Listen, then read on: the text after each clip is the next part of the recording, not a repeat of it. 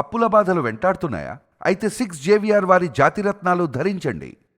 నిజామాబాద్లో మరొక ఆస్కార్ నటి బయటికెళ్ళింది. తను తన భర్తను చంపిన విషయం ఎవరికి తెలియదు అనుకుంది. మొత్తానికి అంతిమ యాత్ర చేపట్టేందుకు కూడా కార్యకలాపాలు చేసేస్తున్నారు. అయితే ఈలోపు భర్త గుండెపోటుతో చనిపోయిందని ఊరంతటిని నమ్మించింది. ఒకరిని కాదు, ఇద్దరిని కాదు, ఊరు మొత్తం నమ్మేసింది.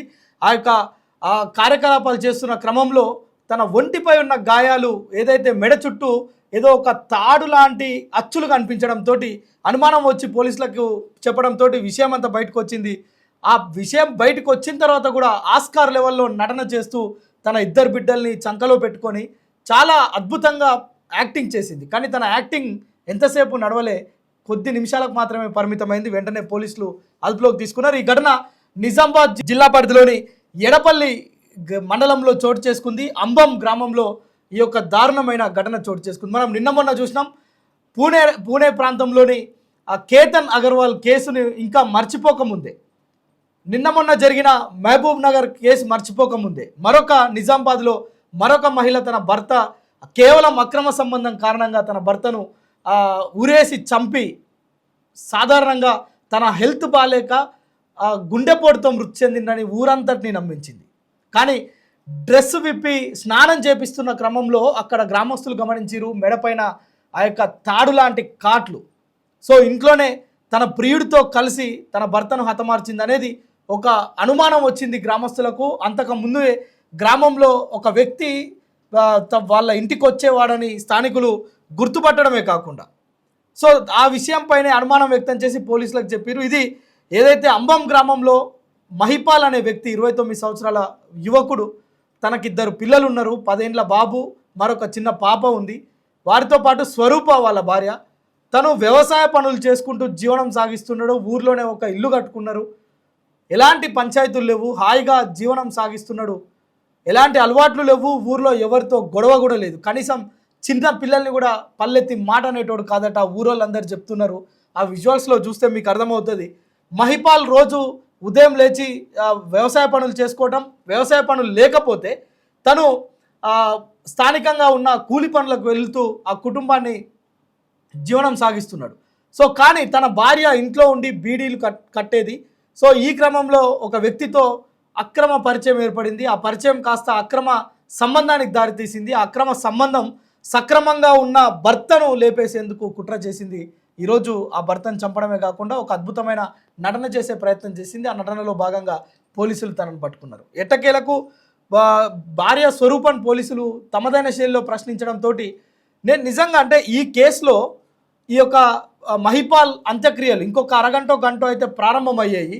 ఆ స్నానం చేపించే క్రమంలో ఎవరైనా కనుక గుర్తుపట్టకపోతే అవి తాడు లేదంటే ఏదో సస్పెక్టెడ్గా ఉన్న మరకలు ఆ యొక్క ఘాట్లు లాగా ఉన్న ఇవి ఒకవేళ గుండెపోటుతో చనిపోతే మెడపై కాట్లు ఎందుకు ఉంటాయని కనుక ఎవరైనా గుర్తుపట్టకపోతే మనం ఈ వార్త చెప్పే టైంకి అంత్యక్రియలు అయిపోయాయి, ఊరోళ్ళందరూ వచ్చి భోజనం చేసి వెళ్ళిపోయేవాళ్ళు. కానీ ఈ హత్య విషయం బయటకు వచ్చేది కాదు.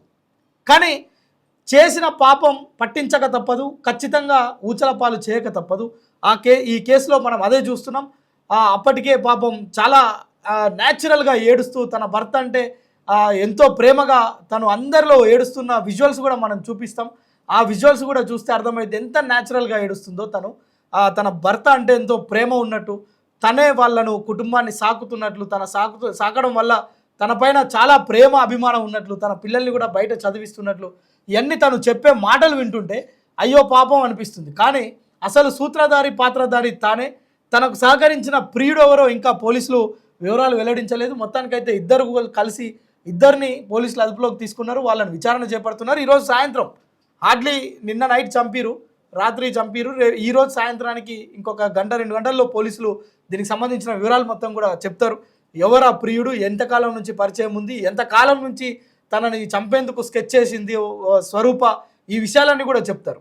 సో ఇట్లా ప్రతిరోజు ఇలాంటి పొద్దున్న లేస్తే చాలు, పేపర్ తిరిగేస్తే చాలు, న్యూస్ ఛానల్ పెడితే చాలు ఇలాంటి మర్డర్ కేసులు, మానభంగాలు ఇలాంటివే ఎక్కువగా చూస్తున్నాం. సమాజం ఎడిపోతుంది అనే ప్రశ్నలు అసలు నిజంగా ఆందోళన కలిగిస్తున్నాయి. వచ్చే తరానికి మనం ఏం చెప్తాం? మన చుట్టుపక్కల ఉన్న మన పిల్లలు ఏం నేర్చుకుంటారు, మన చుట్టుపక్కల ఉన్న వాళ్ళు ఏం నేర్చుకుంటారు? ఇంత దారుణానికి ఒరిగట్టడమా? పోనీ బాగా డబ్బులు ఉన్నాయి, ఏదో ఎంజాయ్ చేయాలి ఇంకా జీవితాన్ని కాదు, రోజు కూలి పని చేసుకుంటే బీడులు కట్టుకుంటే రోజు 200-250 రూపాయలు వస్తుంది. అట్లాంటి ఆవిడ కూడా తన భర్తకు కొంచెమన్న గౌరవం ఇవ్వకుండా, తన ఎత్తు కొడుకులు ఉన్నప్పటికీ కూడా వాళ్ళని కూడా కనీసం అయ్యో తండ్రి లేని పిల్లల్ని చేయొద్దు, సమాజంలో అనాథలుగా బతుకుతారు పిల్లలనే ఒక ఇంకిత జ్ఞానం లేకుండా మహిళలు ఈ విధంగా ప్రవర్తిస్తే, ఒకప్పుడు చూసేది మనం భర్తలు తాగొచ్చి భార్యలను చంపడం, లేదంటే ఇంకొక మహిళతో అక్రమ సంబంధం ఉండి భార్యను టార్చర్ చేయడం చూస్తున్నాం. కానీ ఇప్పుడు పరిస్థితి చాలా భిన్నంగా మారిపోయింది. కాబోయే భర్తను చంపేస్తున్నారు, భర్త హనీమూన్కి తీసుకువెళ్ళి భర్తను చంపేస్తున్నారు, పెళ్లి కాగానే ఆ వారం రోజులకే చంపేస్తున్న ఘటనలు ఇప్పుడు దాదాపు 15 ఏళ్ళు పెళ్ళయి ఇప్పుడు కూడా ఇలాంటి దారుణాలకు ఒడిగడుతున్నారంటే నిజంగా సమాజం ఎడిపోతుందో అర్థం కాని పరిస్థితి. సో ఈ కేసు చూసినాక, ఈమె దొంగేడుపులు చూసిన తర్వాత మీకేమనిపిస్తుందో కామెంట్ చేయండి. మా ఇల్లు వెనకకున్నది సార్. నాకు పిలిచింది, అక్క అక్క నీ మరిది లేస్తలేడు రా అంటే, బావలేడు అంటే లేడే పొలం కడిపోయిండు, మరి నా మరిది లేవకొచ్చినట్టున్నావు కదా అని నేను కూడా ఇట్లా పోయేటోళ్ళకి పిలిచిన సార్. నేను ముందుకు ఉరకలేను, ఏవో నా మరిది లేవకొచ్చినట్టు రండ్రి రండ్రి అని అన్న. అయితే మా కులం పిల్లగాడు సతీష్ అనేటి పిల్లగాడు వచ్చిండు, వచ్చి ఆ పిల్లగాడు చూస్తే నేనేం చేసిన ఇట్లా కొట్టి నేను లేవకొచ్చిండు నా మరిది అని. లేవకపోతే మా అత్తకు ఫోన్ చేసినాము, మా అత్త వచ్చింది. వాళ్ళ ఇంట్లో ఏం జరిగింది సార్ మాకు తెలియదు సార్, పిలిస్తేనే నేను పోయినా సార్. నా పేరు స్వరూప సార్, మా ఆయన పేరు మల్లయ్య. మా ఆయన మేసే పని చేస్తాడు సార్. నేను వదిలేదందుకోండి సార్, మొన్న వదిలేసి వచ్చింది సార్. అప్పుడప్పుడు మా పాలలకు మాకు కయ్యలు అవుతూనే ఉంటాయి సార్. మేము కట్టుకొని ఇల్లు 3 సంవత్సరాలు అయింది సార్. ఎప్పుడెప్పుడు కయ్యలు అవుతూనే ఉన్నాయి సార్. గల్లలు కూడా చూసిర్రు, అందరు కూడా చూసారు సార్. ఏమి కూడా రోజు రాపించుకుంటా ఇంట్లో మన్ను పోసుకుంటా పోతుండే సార్. ఒక్కరోజు కూడా నా పిల్లల్ని దగ్గరికి తీయలేదు సార్. 5 సంవత్సరం నా కొడుకుని పోతా నష్టం చేసుకున్నా సార్. నేను ఎడపల్లిలో సీనన్న కార్ఖాన వర్క్ చేసిన సార్. మా ఆయన మేసి పనిపోతుండే నేను సీనన్న కార్ఖాన వర్క్ చేసిన సార్. తొడిమిల్లు బాగా ముట్టిపోయింది అనేసి బీడీలు చేసుకో అన్నాడు సార్. మొన్నటిదాకా 100 రూపాయల పని నడిచింది, 100 రూపాయల పనికి పోయినా సార్. 100 రూపాయల పని అయిపోయినాక నేను పొలం కాడికి వస్తుంటే కూడా అది నువ్వు బీడీలు చేసుకొని నేను నరికేసుకుంటూ అన్నాడు సార్.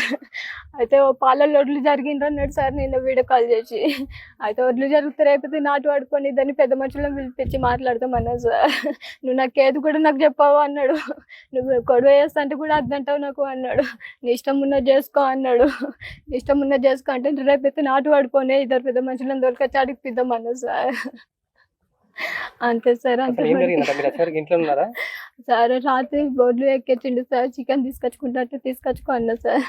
అందరం పిల్లలు మేము కూర్చున్నాం, తిన్నాం సార్. కూలర్ పెట్టుకుని అందరం బయట రూమ్లోనే వండుకున్నాం. మంచం చిన్న అందరం 4 పట్టాం సార్. అందరం కిందనే వండుకున్నాం. అతనికి అప్పుడు ఆరోగ్యం మంచిగా లేనప్పుడు యాక్సిడెంట్ అయింది. అప్పుడు కొంచెం మైండ్ కూడా పనిచేయదు. ఒక్కసారి చెల్లందాక లాటిన్ పోతే కూడా అన్ని తలుపు తెరట్టుకొని కూడా అట్లా నిద్ర అవుతుండే. ఈ కళ్ళ అన్నలే అంటుండే, బావమరి ఇతడు ఏం నువ్వు తలుపు తెరట్టుకొని కూర్చుంటావారా అంటే బాగా నిద్ర అంటూ పోయింది అని వాళ్ళకి చెప్తుండే. అంతే ఒక్కొక్కసారి నిద్ర మబ్బులు కూడా తలుపు పెట్టకపోతుండే. ఆయన మేము కూలర్ పెట్టుకుంటే మన పిల్లలకు చలి వస్తుంది, పిల్లలకు చలి పెట్టకుండా ఉంటుందని ఆయన లోపల చలి పెడతాను పోయి లోపల వండుకుంటుండే సార్. కూలర్ పొద్దుగానే చూసినాం సార్. పొద్దున మా పాపకు సండాస్ వచ్చింది. అయితే మమ్మీ సండాస్ వస్తుందంటే మాది బాత్రూమ్ కోసం వెళ్ళదు సార్. పాపకు లేకపోమని అలా వచ్చింది, బాత్రూమ్ కోసం ఇస్తుంది అని చెప్పిన. చెప్తే మమ్మీ పాప లేవకొచ్చిందని చెప్పింది. బాబా లెవ్వే అని నేను లేవలేడు. రాత్రి ఏం సీసాలు రోజు తాగుతాడు సార్. అయితే కళ్ళులో మతి ఉన్నది కదా, నీళ్ళు లేవలేడు. అయితే మా యారాలకు పిలిచిన, అక్క మైపల్లి లేవకొచ్చినాక రాయే అని చెప్పిన. మా కులం అన్న ఒక అన్న పోతున్నాడు, అన్న మైపల్లి లేవకొచ్చిండు రాయే అన్న. గల్లోకి 2-3 వచ్చారు. అయితే అట్లనే దాఖలకు ఏం కూడా చూడలే. దాఖలకు తీసుకోదాం అని దాఖలకు తీసుకుపోయినాము. తీసుకొస్తే డాక్టర్ ఏమైంది డాక్టర్ అంటే ఆట వచ్చిందమ్మా అని చెప్పిండు. ఇంటికి తీసుకొచ్చేసినాం సార్. మరకలు ఉన్నాయంటే కదా మెడకి? అదే సార్ నాకు కూడా తెలికొచ్చింది. ఇక్కడ తాను చెప్పి నిన్న బయటకు తాను చెప్పి అందుకు తీసుకొచ్చినప్పుడు వీళ్ళందరూ చూపిస్తేనే నేను చూసిన సార్.